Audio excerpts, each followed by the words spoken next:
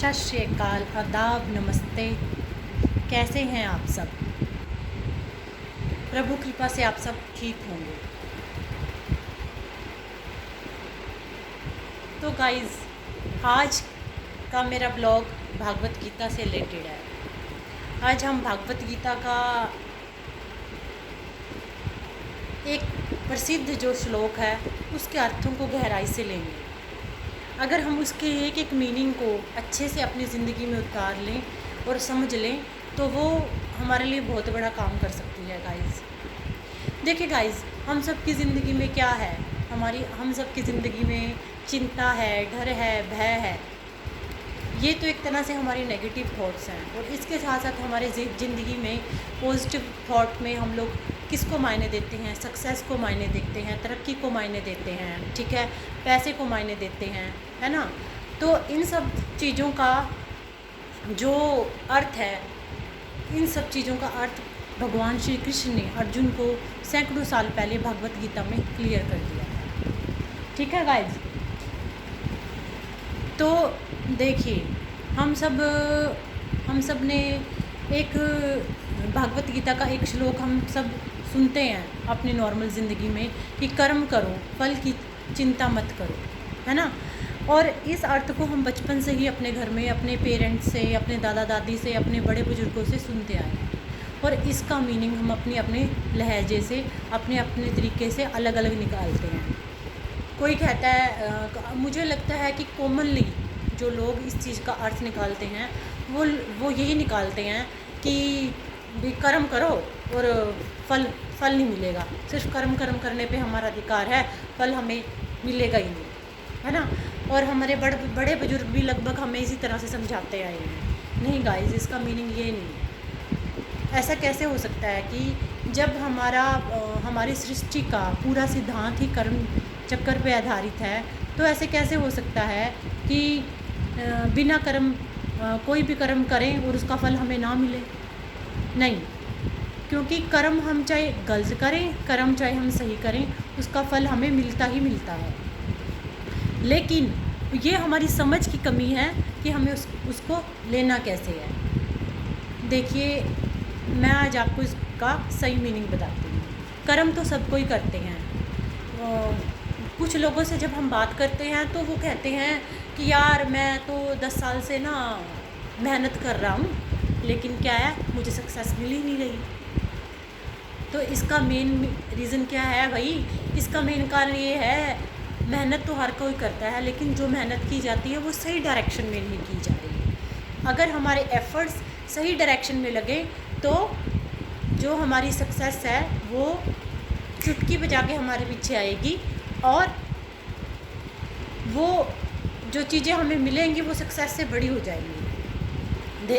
First point तो इसका ये है कि जो हमें मेहनत करनी है ना, जो हमारी वो है, कर्म करना है, हमें वो सही डायरेक्शन में करना है सक्सेस के लिए। और देखिए गाइस, जो हमारे कर्म होते हैं ना वो 3 प्रकार के होते हैं। फर्स्ट कर्म जो होता है हमारा, जो कर्म हम शरीर के लेवल पर करते हैं, है ना। फर्स्ट कर्म हमारा वो काउंट होता है। शरीर के लेवल पर किया गया कर्म क्या होता है? जैसे जो बॉडी के लेवल पर किया जाता है, जो हम शारीरिक मेहनत करते हैं। जैसे फॉर एग्ज़ाम्पल हम किसी रिक्शा वाले को लगा लो। रिक्शा वाला शरीर के लेवल पे सबसे ज़्यादा मेहनत करता है ना, लेकिन मिलता है उसे कुछ? दिन भर बेचारा इतना शरीर के लेवल पे मेहनत करता है। अगर मुझसे पूछा जाए तो मैं शरीर के लेवल पर कही गई मेहनत को 0 पॉइंट दूँगी, या 100 में सिर्फ 1% काउंट होती है। और दूसरा होता है जुबान के लेवल पर करा गया कर्म, जो हम वाणी द्वारा करते हैं। जैसे वाणी द्वारा हम कुछ अच्छी बातें करते हैं, है ना, तो वाणी द्वारा किए गए कर्म का भी उतना महत्व नहीं होता। तीसरा होता है सोच के लेवल पर किया गया कर्म। जो कर्म सोच के लेवल पर किया गया है ना, असली फंडा यहाँ है, ठीक है। जैसे फॉर एग्ज़ाम्पल, जैसे दो आदमी किसी बंदे को मिलके पीट रहे हैं, अच्छे से पीट रहे हैं, तो एक बंदा, दोनों शारीरिक लेवल के ही कर्म कर रहे हैं, लेकिन जो बंदा पीट रहा है उसका अलग लेवल का कर्म है, और एक बंदा ऐसा है जो उसको बचाने के लिए दूसरे को पीट रहा है, उसका अलग कर्म है। तो यहाँ मायने किसके होंगे? जो बचाने के लिए कर्म किया जाता है उसके मायने ज़्यादा होंगे। ठीक है, तो मेरे हिसाब से गाइज़, एक तो हमें कर्म की डायरेक्शन सही रखनी चाहिए। जो सही डायरेक्शन में कर्म करेंगे ना, तो आप देखना कि कैसे सफलता आपका पायदान चूमती है, उस सफलता से भी ऊपर की बात हो जाती है। और एक जो कर्म है वो माइंड के लेवल पर कर्म किया जाता है, उसका महत्व मेरे हिसाब से बहुत सही है। तो मैं भी जब अपने पेरेंट्स से ये बात सुनती थी कि कर्म करो फल की इच्छा ना करो, तो मैं भी यही मतलब लगाती थी सब चीज़ों का कि भाई कर्म करते जाओ और फल की चिंता ना करो। इस तरह से बस कर्म करने पे हमारा अधिकार है, फल भगवान के हाथ में नहीं गाइस। कर्म करने पे भी हमारा अधिकार है और फल भी हमें मिलता ही मिलता है, लेकिन फल उस बंदे को मिलता है जो सही डायरेक्शन में कर्म करता है। मेन कंक्लूजन इस चीज़ का ये है। ठीक है, सही सोच के साथ सही डायरेक्शन में किए गए कर्म से हमेशा रिजल्ट मिलता है, और वो रिज़ल्ट ऐसे मिलता है कि आप उसकी एक्सपेक्टेशन भी नहीं करते, वो आपको एक्सपेक्टेशन से ज़्यादा मिल जाता है। ठीक है गाइस, तो ये मैंने आपको आज छोटी सी बात भागवत गीता से उठा के बताई। अब चलते चलते छोटा सा एक कहानी किसके जीवन पे? स्वामी विवेकानंद के जीवन पे। स्वामी विवेकानंद को बचपन से ही क्या थे, जीवों से प्यार करने की आदत थी, है ना। तो कहते हैं कि जब वो स्वामी विवेकानंद थे, स्वामी विवेकानंद को जीवों से प्यार करने की आदत बहुत ज़्यादा थी। वो किसी की अहिंसा बर्दाश्त नहीं करते थे।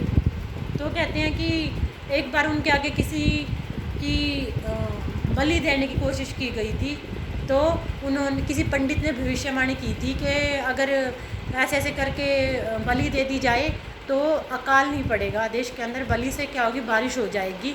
लेकिन जो स्वामी विवेकानंद है, कहते हैं कि जब उनके आगे वो उसकी बलि दी गई, तो उन्होंने पंडित जी को बोला कि आप इस नन्हे से जीव की बलि देके अगर इस संसार में वृष्टि की अपेक्षा कर रहे हो तो ये बहुत गलत बात है।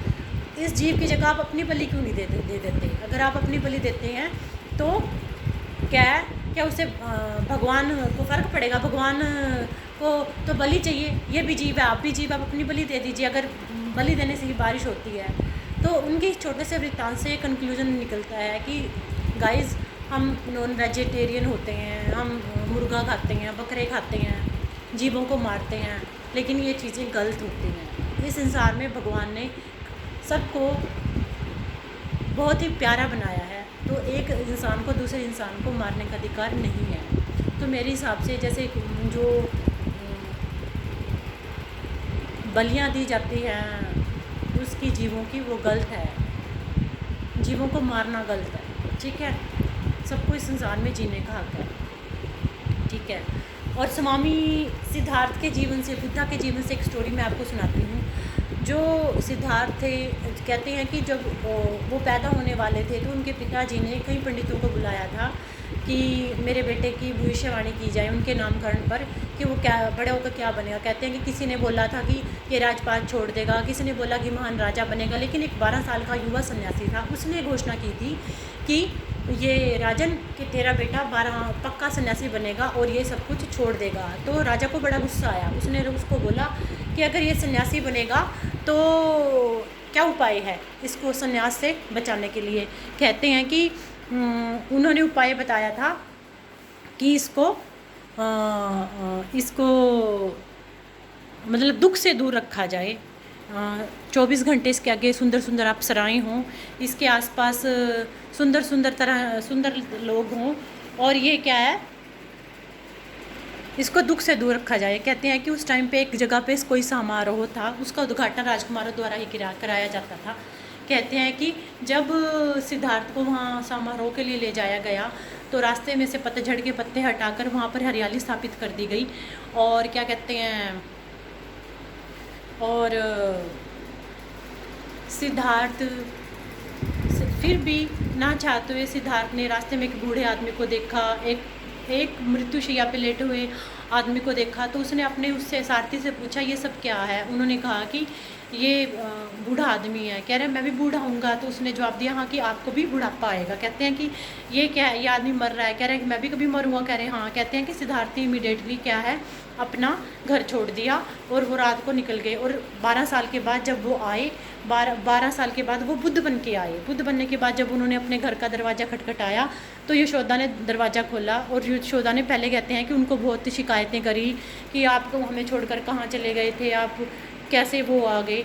तो फिर सिद्धार्थ कहते हैं कि अगर मैं तुम्हें ना छोड़ के जाता तो मैं ये जो 12 साल के बाद मेरा रूप चेंज होके आया है तो ये क्या, ये मैं कैसे बनता।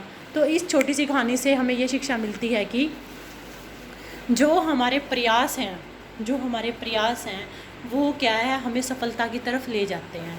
एक छोटा सा प्रयास है वो हमारी ज़िंदगी में एक आग का काम करता है। हमारा एक छोटा सा प्रयास हमारे जीवन का पूरा इतिहास बदल के रख देता है। क्योंकि अगर बुद्ध उस समय अपना घर ना सिद्धार्थ अपना घर ना छोड़ते तो वो बुद्ध कैसे बनते। ठीक है, तो सही डायरेक्शन में किया गया कर्म हमें सक्सेस की तरफ ले जाता है, ये गीता के अकॉर्डिंग। और बुद्ध के जीवन से मैंने आपको छोटे से कुछ सूत्र दिए जीवन के। मुझे लगता है कि आप सबको पसंद आए होंगे। मिलते हैं मेरे नेक्स्ट ब्लॉग में। Have a nice day. सत श्री अकाल, नमस्कार, बाय बाय।